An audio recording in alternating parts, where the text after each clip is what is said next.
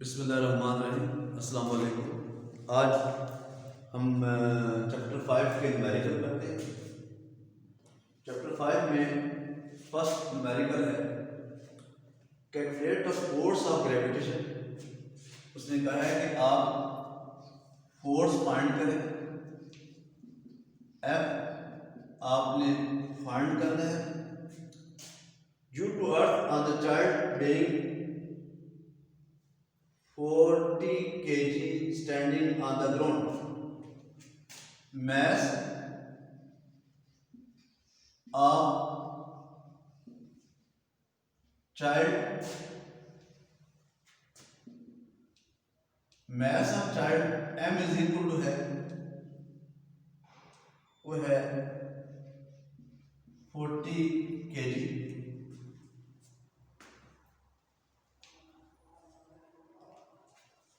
Since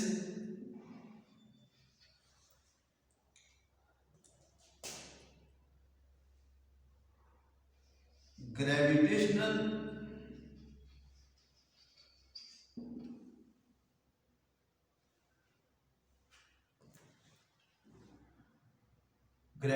force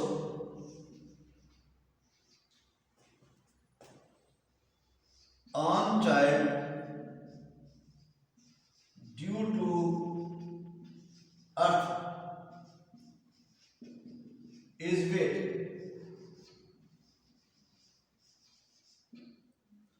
Since gravitational force of child due to earth is weight, then ये हमारे पास क्या आ जाएगा? F is equal to W is equal to mg। m क्या है 40, g क्या है 10। तो यूं ग्रेविटेशन फोर्स जो है वो क्या होगी 400 न्यूटन। नेक्स्ट है numerical number 2। Find the gravitation force of attraction. हमने फाइंड करना चाहते हैं ग्रेविटेशनल फोर्स को फाइंड करना चाहते हैं।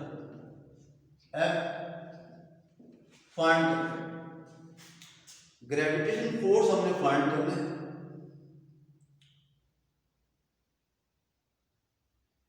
और यहां पर लिखा है between the iron spheres each of mass 1000 kg।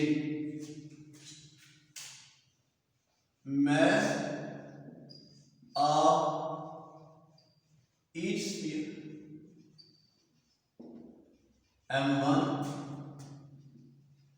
m2 is equal to 1000 kg। 1000 kg जो है एक स्फीयर का मास है।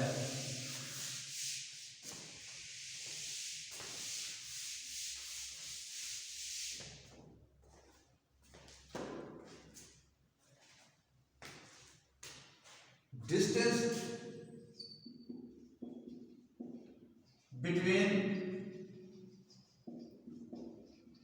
two spheres r is equal to है 10 metre. Distance between two spheres r is equal to 10 metre. Gravitational constant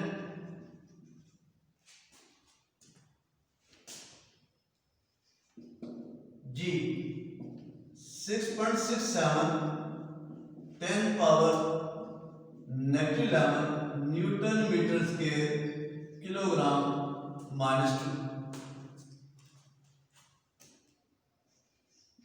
according to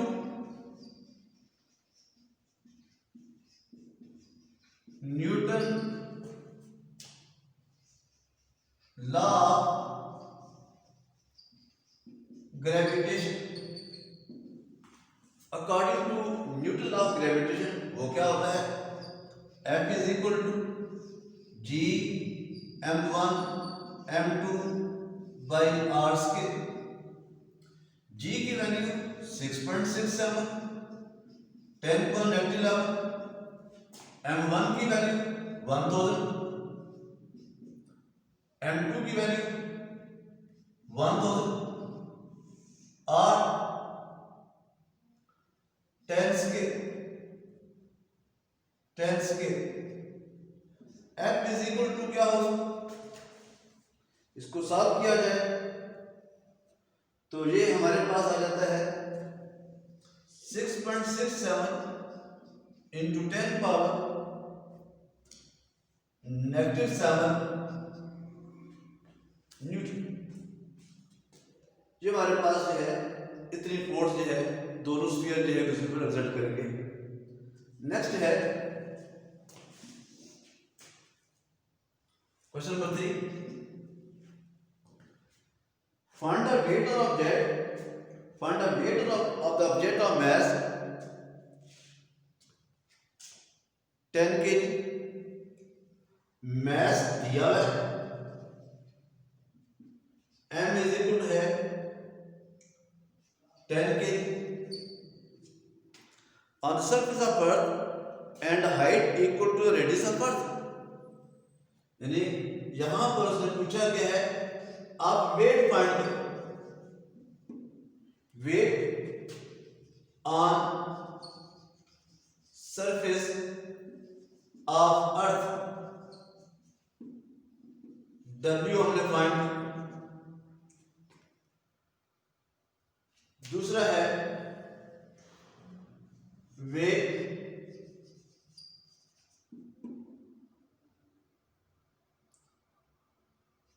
eight height,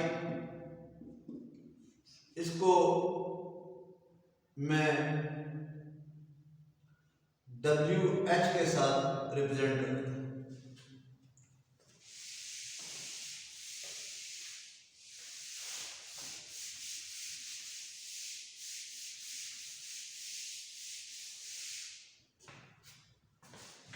यहां पर wait at height h, यहां पर आप देखेंगे पहले आते हैं when object is on surface of earth,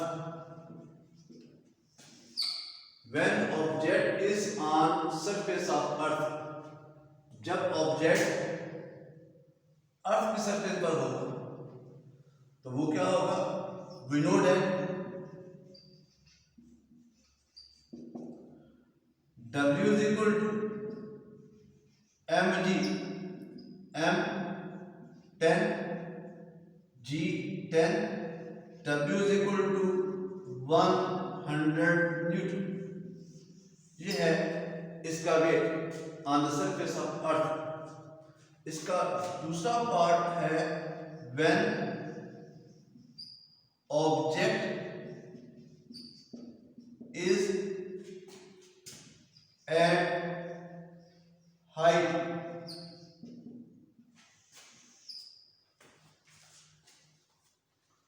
then WH is equal to mgh, WH is equal to mgh। इसमें क्योंकि यहाँ पर कुछ टॉपिक जो हैं वो आपके सिलेबस में शामिल नहीं है इस स्मार्ट सिलेबस की वजह से, तो ये पेज नंबर है 122 पर, इसमें ये फॉर्मूला लिखा हुआ है since GH is equal to, वो क्या होता है GRE स्क्वायर बाई RE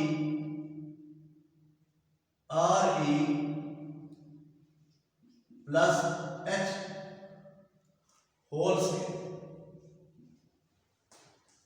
ये टॉपिक हमने पढ़ना नहीं है, इसको इसको आपने जस्ट इस फॉर्मूले को आपने याद कर लें।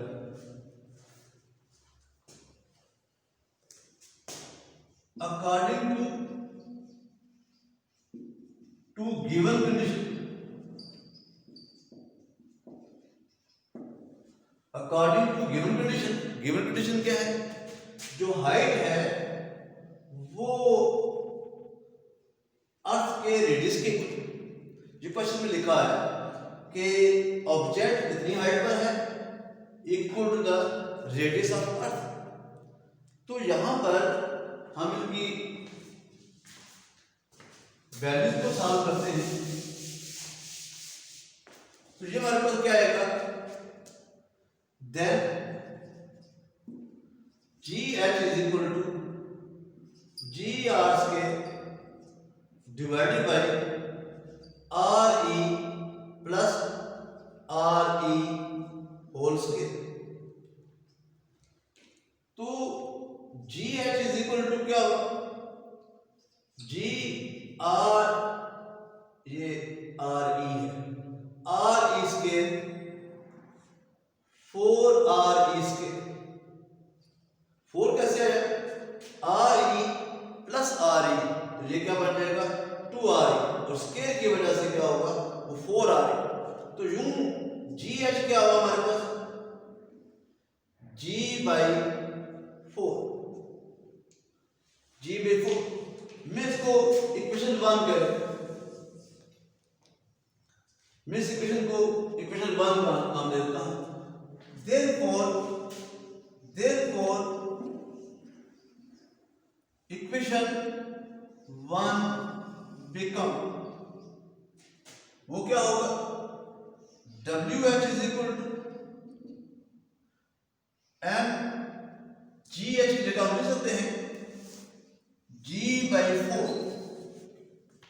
ठीक है, ये हमारे पास G बाई 4 आ रहा है। अब मास ऑफ ऑब्जेक्ट कितना है? 10, और यहां पर ये कितना है? 10 बाई 4। तो इसको सॉल्व किया जाए तो weight at height equal to the radius of earth. इसको सॉल्व करेंगे तो ये कितना आ जाएगा? 25 न्यूटन, 25 न्यूटन हमारे पास आ गया। ठीक है, इसमें अभी 2 न्यूमेरिकल रह गए, इंशाल्लाह नेक्स्ट क्लास में हम उनको भी शामिल कर लेंगे। आप इसको तैयारी कर लें, जितने इंपॉर्टेंट न्यूमेरिकल होते हैं उतने इंपॉर्टेंट इसकी एग्जाम्पल भी होती है, इसलिए आपने एग्जाम्पल भी देखनी है। अगर उसमें से कुछ समझ ना आए तो मुझसे आपने रब्ता कर लेना। Thank you very much. अल्लाह हाफ़िज़।